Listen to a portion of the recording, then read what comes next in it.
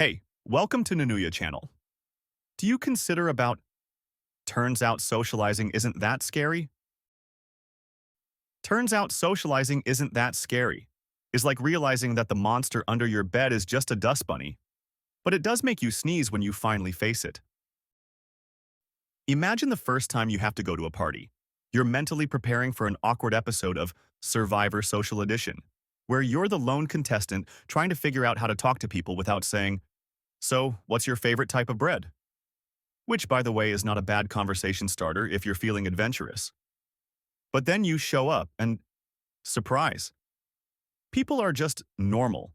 Like they've all somehow avoided the, "How do I exist in this room without turning invisible?" handbook. Turns out everyone is just as lost as you are, and guess what? No one really cares about your existential crisis. They're busy wondering if it's too early for pizza or if they should pretend they didn't accidentally double tap an old post on Instagram. And suddenly you realize socializing is less like fighting a wild animal with your bare hands and more like standing awkwardly by the snack table until someone offers you a chip. Not that scary after all.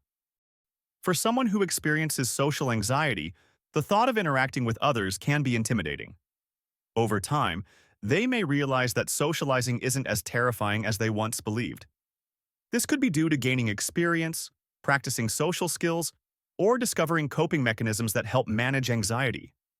The phrase expresses the moment when someone realizes that these interactions are manageable and not as frightening as imagined.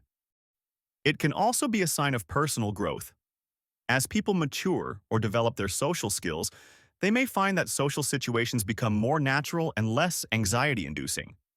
This might be especially true for introverts who, with practice and experience, start feeling more comfortable in larger groups or unfamiliar environments. In the end, it turns out the real danger wasn't the socializing itself.